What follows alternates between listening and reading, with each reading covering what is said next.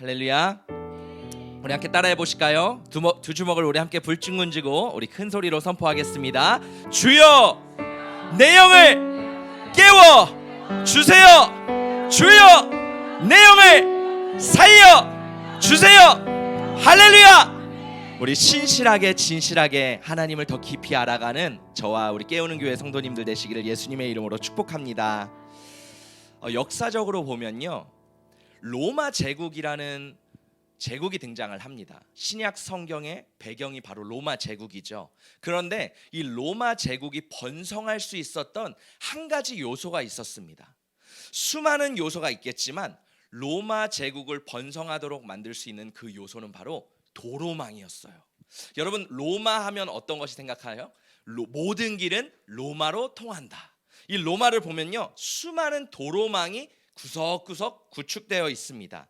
중국은요, 같은 비슷한 시기에 만리장성을 쌓아서 오랑캐나 이방인들의 공격을 막았습니다. 그리고 자신 스스로를 차단했어요. 반면 이 로마 제국은요, 길을 닦음으로써 여러 지역과 여러 민족과 사람들과 소통하며 이야기할 수 있도록 그 길을 뚫었습니다. 이 로마 제국을 보면요, 참 신기한 게 113개의 주. 여러분, 미국이 몇 개의 주로 구성되어 있죠? 55개의 주죠. 로마는요 113개의 주래요. 그런데 113개의 주에 372개의 도로망이 구축되었다고 합니다. 그러니까 40만 킬로에 이르는 이 수많은 유럽 전 지역을 걸쳐서 이 도로망이 펼쳐진 거예요. 이 도로망을 통해서 어떤 역사가 일어나냐면 이 로마 변방에 군인들이 쳐들어오고 반란이 일어납니다. 그러면요, 이 로마 중심부에서 빠르게 군인들을 파송할 수 있었어요. 또 어떤 일이 있었냐면 이 물류나 정보나 지식들을 빠르게 이동하며 나눌 수 있는 수단이 바로 이 도로망이었습니다. 무엇보다 이 로마에 이 세금들이 걷어지잖아요. 그러면 이 로마 중심, 이 로마라는 그 수도에 세금이 빨리 걷어져서 이 돈이 모이고 모든 물류가 모일 수 있도록 했던 것이 바로 이 도로망이었습니다. 사도 바울이 이 복음을 전하게 되는데요, 이 사도 바울이 복음을 전할 때 이 복음이 빠르게 확산될 수 있었던 이유가 있습니다. 무엇일까요? 하나님께서는요, 이 로마 제국의 모든 길을 통하여 이 복음이 빠르게 확산될 수 있도록 준비하셨어요. 할렐루야.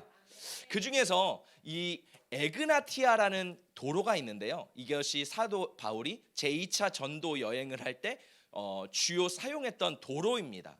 우리가 지난주에 어디를 봤죠? 빌립보를 봤죠. 이 바울이 보면은 이 에그나티아는요, 로마로부터 동쪽에 있는 마게 비잔티움까지 쫙 펼쳐진 도로입니다. 그래서 이 바울이요, 이 에그나티움에 있는 중요한 도시들을 거점으로 복음을 전하기 시작해요.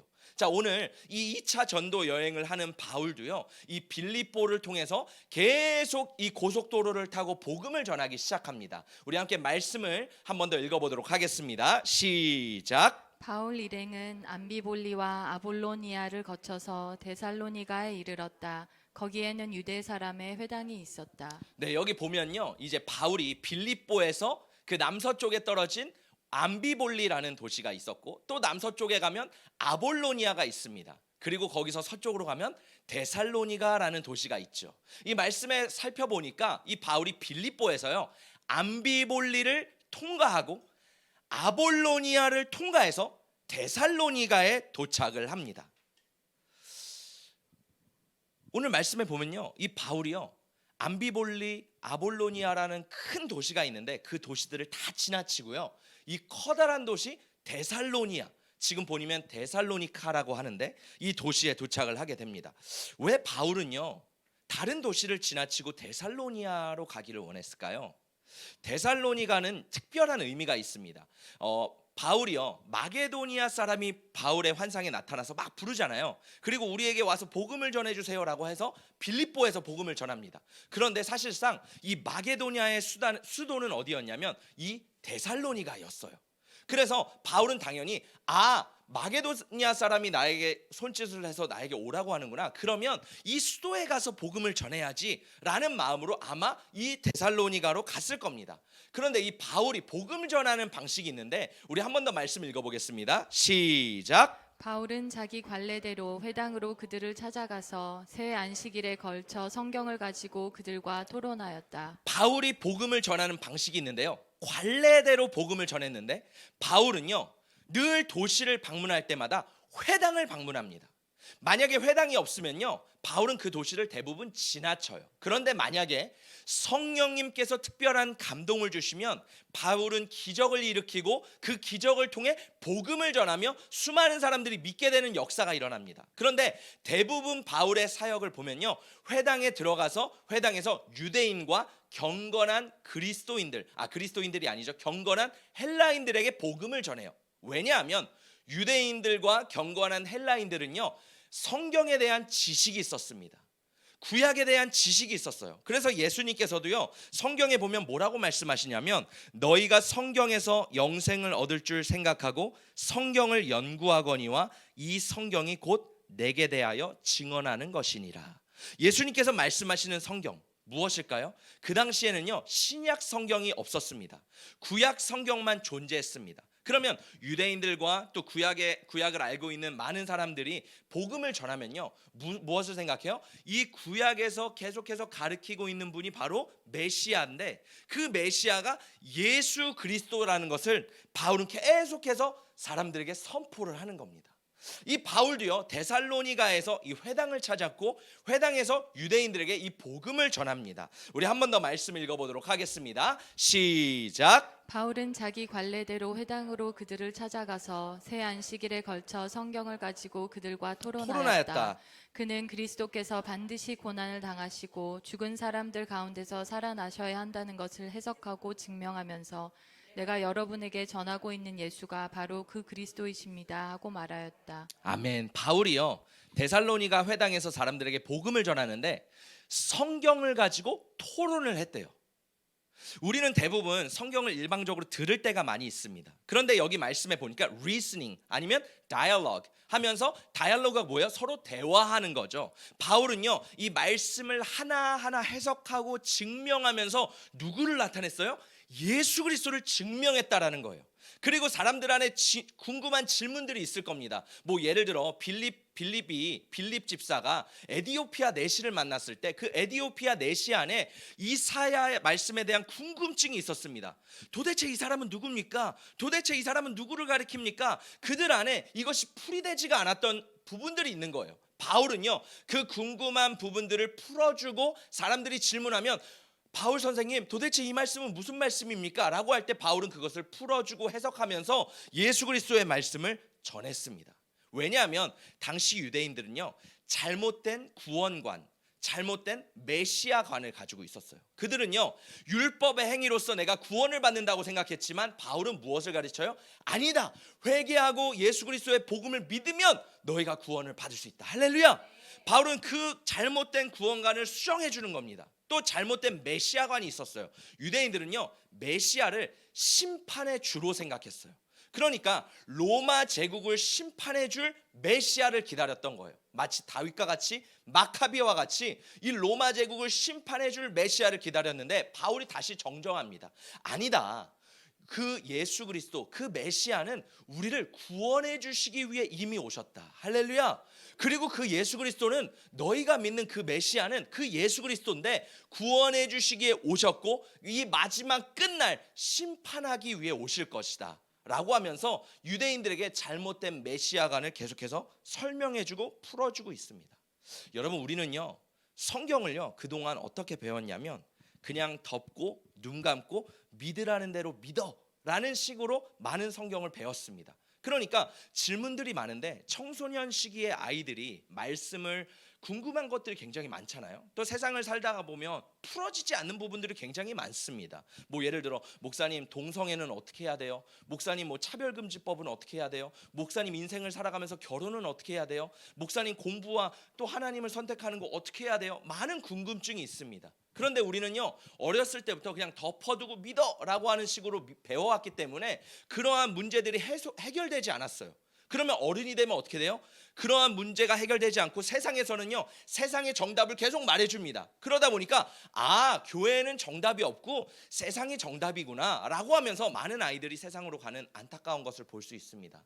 여러분, 우리 안에 이 성경을 오픈하고 성경에 대해 질문하고 성경이 풀이되고 해석되는 그러한 은혜가 있기를 예수님의 이름으로 축복합니다. 예수님께서도요 엠마오로 가는 두 제자에게 말씀을 풀어주셨어요. 그 말씀을 풀어주실 때 엠마오로 가는 두 제자들의 마음의 문이 열리고 눈이 열어져 가슴이 뜨거워졌다고 합니다.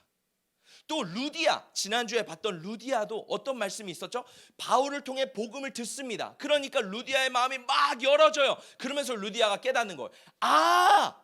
이 말씀이 그 말씀이구나. 이 말씀이 예수님을 가리키는 말씀이구나 라고 하면서 루디아도요 말씀이 막 깨달아지고 있는 거예요. 우리 교회 안에 그 말씀이 풀어지는, 말씀이 열리고 성경이 열리는 놀라운 역사가 일어나기를 축복합니다.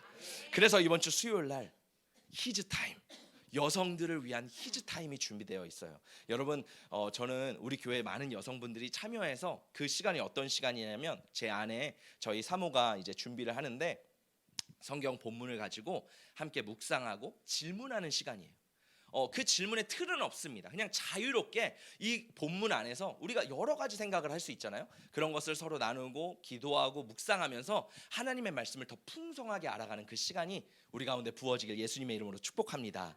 그리고 저도 고민을 하다가 그래, 우리 안에 말씀이 더 풀어져야겠다 해서 이사야 말씀을 준비를 했어요.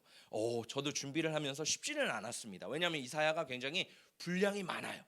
이따 나누겠지만 과거, 현재, 미래를 막 왔다 갔다 합니다. 그렇기 때문에 그냥 봤을 때 이게 무슨 말씀이지? 마치 에디오피아 내시처럼 이게 무슨 말씀이지? 라는 궁금증이 굉장히 많아요. 그런데 우리가 함께 말씀을 특강하고 나눌 때 이게 그거구나, 이게 그거구나 라고 풀어지는 은혜가 우리 교회 가운데 부어지기를 예수님의 이름으로 축복합니다. 이 바울이 복음을 전할 때요 두 가지 반응이 나타나게 돼요. 첫 번째는요 4절에 보면 경건한 헬라인들과 귀부인들이 복음을 받아들입니다. 바울이 복음을 전할 때, 빌립보에서 복음을 전할 때 그 루디아가 복음을 받아들이고 어떤 교회가 생성되죠? 빌립보 교회가 탄생합니다. 오늘 이 데살로니가에서 바울이 복음을 전할 때 야손이라는 사람이 등장해요. 영어로는 제이슨. 많이 들어보셨죠? 야손이라고 하면 생소한데 제이슨이라고 하면 많이 들어봤을 거예요. 이 제이슨에게 복음을 전합니다. 그때 제이슨의 가정에서 뭐가 탄생해요? 데살로니가 교회가 탄생하게 됩니다. 할렐루야.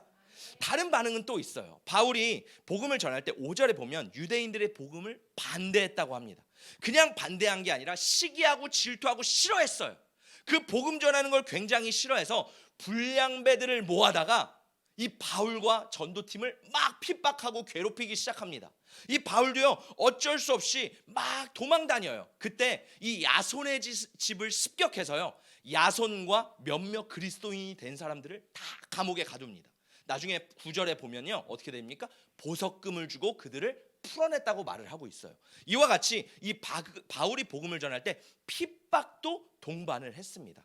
우리 다음 말씀 한번 읽어볼까요? 시작. 여러분은 많은 환난을 당하면서도 성령께서 주시는 기쁨으로 말씀을 받아들여서 우리와 주님을 본받는 사람이 되었습니다. 그리하여 여러분은 마게도니아와 아가야에 있는 모든 신도들에게 모범이 되었습니다. 바울이 나중에 이 데살로니가 전서를 쓰면서 데살로니가 교회에게 편지를 보내거든요. 그 편지를 볼 때 뭐라고 말해요? 너희는 우리와 예수님을 본받는 사람들이다. 너희들의 그러한 환난과 핍박을 이겨내는 그러한 삶을 통해서 주변에 마게도니아와 아가야에 있는 모든 신도들이 너희들을 통해 모범이 됐다라고 응원하고 격려하고 칭찬합니다. 할렐루야. 여러분 여기서 보니까요 예수를 본받는 사람들이 됐대요. 근데요 반면 세상 사람들은요 여기 말씀에 사도행전 17장 6절에 보니까 이 그리스도인들을 보고 뭐라고 말하냐면 천하를 어지럽히는 자라고 말을 해요. 영어로 말하면 these men who have turned the world upside down. 그러니까 세상을 뒤집어 버린 사람들이라고 말해요. 뭐라 그래요? 우리는 지금 평화롭고 데살로니가에서 잘 살고 있는데 이 바울과 전도팀들이 와서 우리의 복음을 이 질서를 방해한다. 세상을 뒤집어 놓는다. 어지럽힌다. 막 말을 하는 겁니다. 여러분, 이들의 말이 맞습니다. 우리 그리스도인들은요, 어떤 사람들이 돼야 돼요? 세상을 뒤집는 자가 돼야 됩니다. 할렐루야. 하나님이요, 태초에 세상을 창조하셨어요. 하나님 보시기에 와, 좋았더라. 너무 세상이 아름다운 거예요. 그런데요, 인간의 죄와 타락으로 말미암아 그 아름다웠던 세상이요, 뒤집히게 됩니다. 업사이드 다운 되는 거예요. 그러니까 세상이 뒤집어 버립니다. 이 세상을 보면 어떤지 아세요? 옳은 것을 그르다고 말합니다. 그른 것을 옳다고 말하는 세상이 우리가 살고 있는 세상이에요. 그런데요, 하나님은요, 그 세상에서요, 그리스도인들을 보내셔서요, 정말 이 사람들의 말대로 뒤집어진 세상을 다시 원상으로 회복하기를 원하십니다. 할렐루야. 그래서 우리의 역할은 뭐예요? 이 세상에 나가서 오늘 찬양했던 것처럼 세상에 나가서 우리가 그 예수 그리스도를 전하는 것, 그것이 세상을 뒤집는 것, 다시 원상복구하는 것, 그것이 우리들의 역할인 줄 믿습니다. 그런데요, 하나님은요, 우리가 세상을 뒤집는 사람이 되기 전에 먼저 내 자신을 뒤집으세요. 성경의 인물들을 보면요, 하나님께서는요, 그 사람들을 부르십니다. 그리고 하나님의 부르심과 약속을 부어주세요. 내가 너를 통해 이렇게 일을 할 거야. 내가 너를 통해 이러한 놀라운 일들을 할 거야. 내가 하늘의 별과 바다의 모래알과 같이 너를 통해 일할 거야. 하나님이 그러한 약속들을 주세요. 그런데요, 하나님의 일들을 보면요, 아브라함, 모세, 야곱, 요셉, 또 베드로, 바울, 뭐 여러 사람들을 보면요, 하나님의 약속을 받고요, 거기서 그 일을 그냥 이루어내는 것이 아닙니다. 하나님은요, 먼저 그 사람을 뒤집어 놓으세요. 그 사람을 변화하기 시작하십니다. 그 사람의 인격과 성품을 다져가시면서 그 사람을 회복하시면서 그 하나님의 놀라운 약속을 성취할 수 있고 감당할 수 있는 사람으로 변화시킨다라는 거예요. 그래서 하나님은요, 우리가 예수 안에 reborn, 다시 태어났다면요, remold, 다시 우리를 세워가고 우리를 빚어가시는 하나님이신 줄 믿습니다. 여러분, 여러 가지 상황과 환경을 통해서요, 하나님은 우리를 빚어가세요. 그때 우리를 하나님 앞에 맡겨드리고 하나님께서 우리를 충분히 빚어가셔서 하나님의 약속을 성취하는 저와 여러분, 우리 깨우는 교회가 되기를 예수님의 이름으로 축복합니다.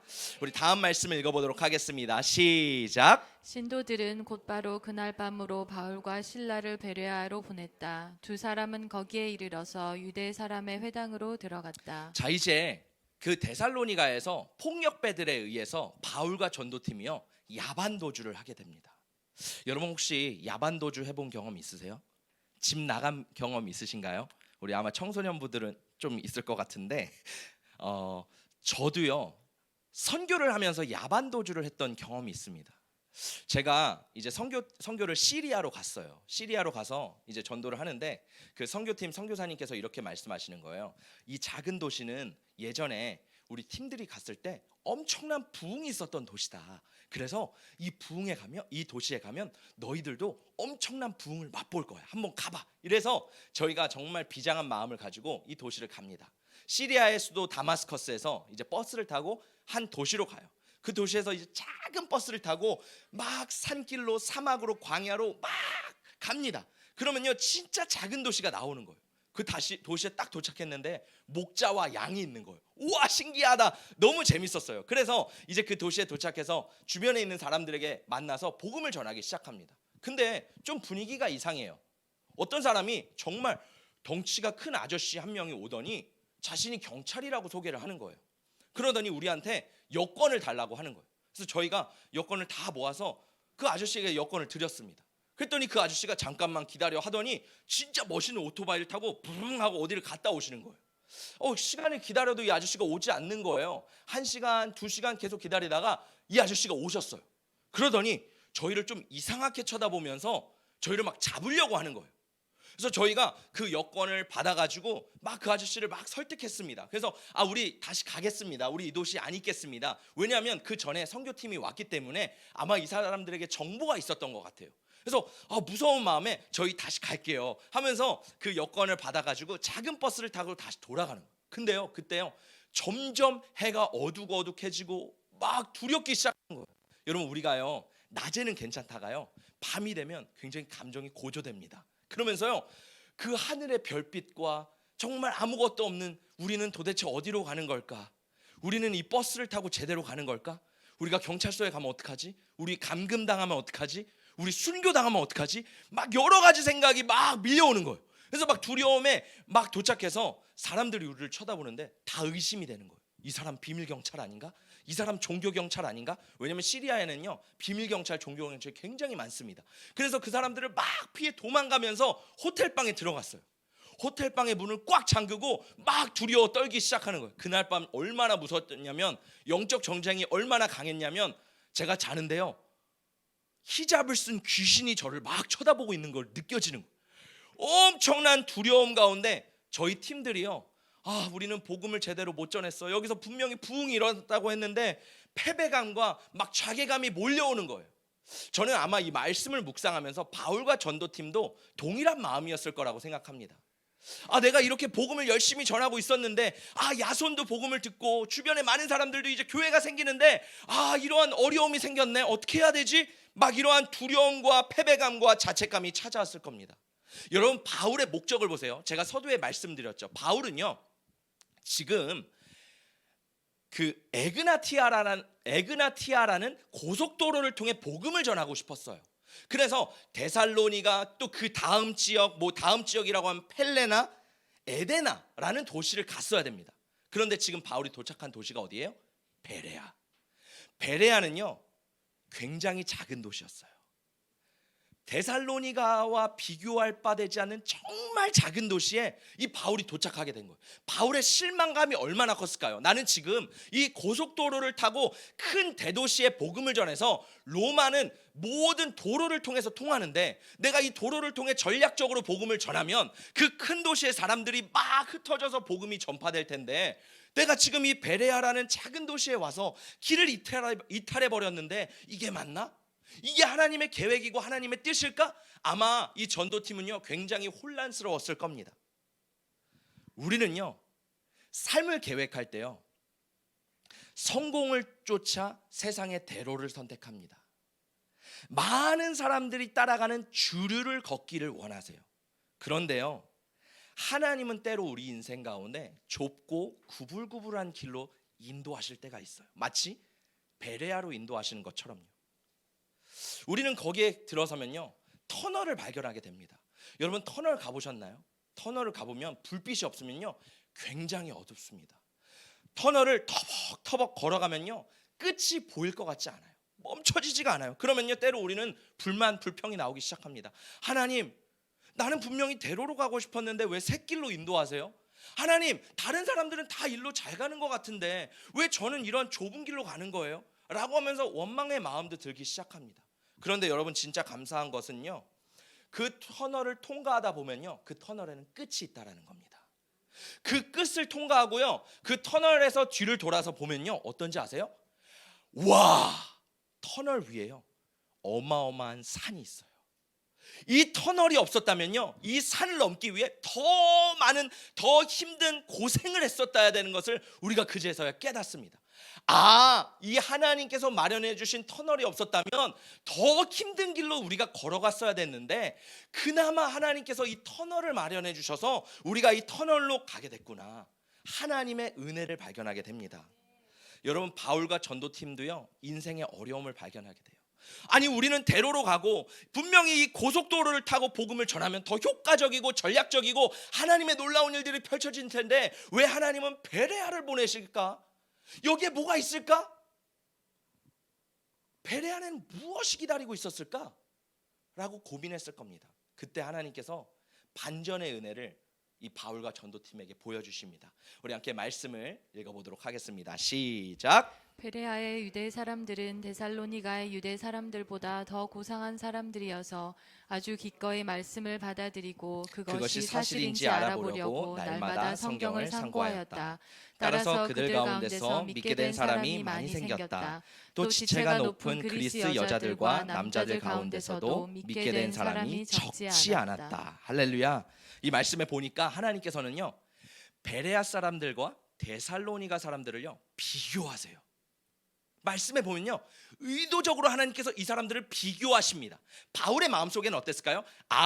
데살로니가 훨씬 낫지, 데살로니가가 훨씬 잘 살고 여기에 복음을 전하면 항구 도시고 많은 사람들에게 효과적으로 복음이 전파되겠지. 그런데요, 하나님은요 이 베레아 사람들이 더 낫다라고 평가를 하세요.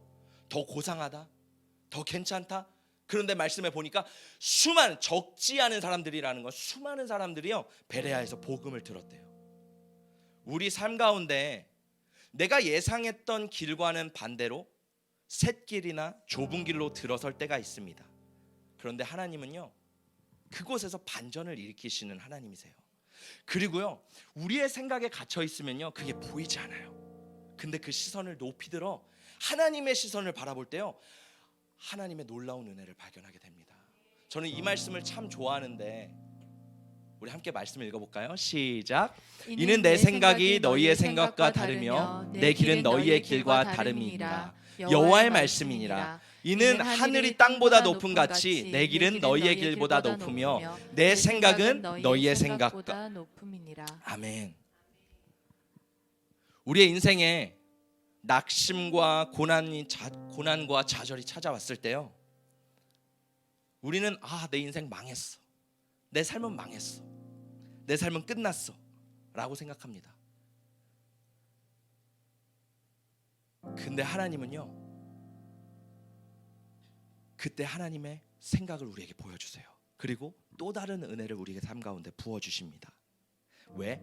하나님은 우리 삶의 모든 것을 합력하여 선을 이루시는 분이시기 때문입니다. 우리의 인생이요 마이너스가 되는 것 같아요. 내 인생은 왜 이렇게 마이너스 인생이지? 왜 내 인생은 점점 안 되지? 근데요 예수 안에 있는 자에게는요 마이너스 인생이 플러스 인생이 되는 줄 믿습니다. 여러분 2018년에 평창 올림픽 기억하시죠? 그때 유명했던 종목 중에 하나가 컬링이었어요. 컬링 기억하세요? 그 조그만 돌멩이, 조그맣지 않죠? 제 머리만한 돌멩이를 굴리면서 그때 선수가 영미 하면서 막 소리 지르는 그 장면 아세요? 그 막 째려보면서 영미 막 이러는 장면 있잖아요. 그 컬링이 있었습니다. 그 컬링을 보면요 정말 이해가 되지 않아요. 게임 룰이 이해가 되지 않아요. 도대체 왜 저 돌은 저기다 두는 거지? 아니 분명히 목표 지점이 있어요. 점수판이 있어요. 저기다 놓으면 10점이에요. 근데 10점에다만 다 놓지 않고 사람들이요 그 돌을요 중간중간에 넣습니다. 그걸 보면서 아니 왜 돌을 저 중간에 넣는 거야? 저 처음 하는 종목이라서 실수하는 거 아니야? 아니 저 팀 왜 그래? 라고 해서 룰을 모르는 사람들은요 그 컬링을 보면서 이해를 하지 못합니다.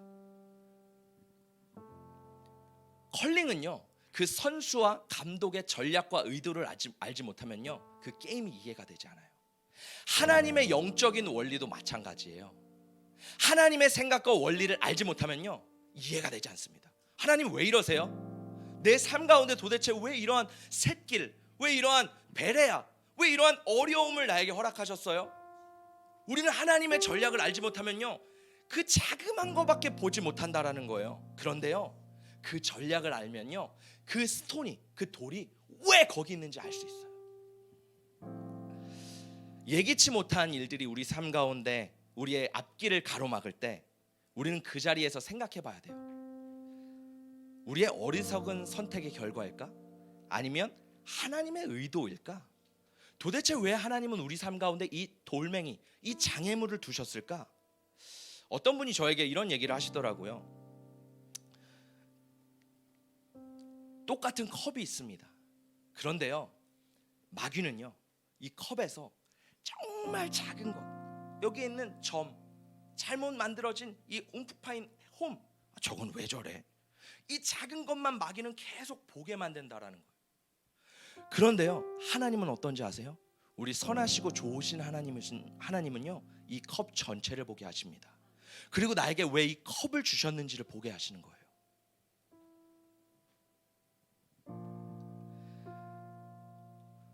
그러면서 이런 얘기를 하시더라고요. 목사님, 작은 것들을 보지 마시고 선하시고 좋으신 하나님의 성품을 묵상하세요. 하나님이 우리를 어떻게 인도하셨고, 하나님이 목사님의 삶을 어떻게 인도하셨고 함께 하셨는지 그 은혜를 기억하세요. 그 은혜를 묵상하세요. 하나님의 의도를 파악하세요. 그러면요, 하나님의 뜻이 보입니다. 할렐루야. 여러분은 하나님의 뜻을 발견하고 계십니까? 아니면 아직도 내 안에 묶여 계십니까? 우리 마지막 말씀인데요, 제가 오늘 말씀을 준비하면서 이 말씀이 참 많이 마음에 와닿았어요. 우리 함께 읽어볼까요? 시작. 내 평생의 선하심과 인자하심이 반드시 나를 따르리니 내가 여호와의 집에 영원히 살리로다. 우리 한 번 더 묵상해 보겠습니다. 시작. 내 평생의 선하심과 인자하심이 반드시 나를 따르리니 내가 여호와의 집에 영원히 살리로다. 아멘. 우리가 하나님의 성품을 묵상하고 우리의 시선을 하나님의 시선으로 바라볼 때요, 우리 인생 가운데 가로막은 그 돌들은요 새롭게 해석이 되기 시작합니다. 이 돌들은요 득점을 위한 디딤돌이 될 수도 있고요, 이 장애물 같았던 돌들은요 나의 다른 점수들을 방어하기 위한 방어선이 될 수 있다라는 거예요. 여러분, 우리 하나님은요 선하시고 인자하신 하나님이신 줄 믿습니다. 하나님은요 우리 앞에 놓여있는 돌을요 실점의 돌이 아닌 점수를 나게 하는 득점의 기회로 만드시는 가장 완벽한 전략을 가지신 우리 하나님이신 줄 믿습니다. 하나님은요 우리 인생의 앞에 놓인 그 돌들을요 가지고 인생의 길을 만드시고요, 인생의 역사를 펼치십니다. 사랑하는 여러분, 만약 우리 삶에 어두운 터널을 통과하고 계신 분이 계시다면, 우리 삶에 어두운 장애물이 내 앞에 놓여 있는 분이 계시다면, 우리는요 포기하지 않고 끝까지 그 길을 걸어가게 되면요 하나님의 전략을 이해하게 될 줄 믿습니다. 하나님은요 절대로 의미 없는 수를 우리 삶에 두지 않으세요. 하나님은 모든 것을 합력하여 선을 이루시는 우리의 선하고 좋으신 하나님이신 줄 믿습니다.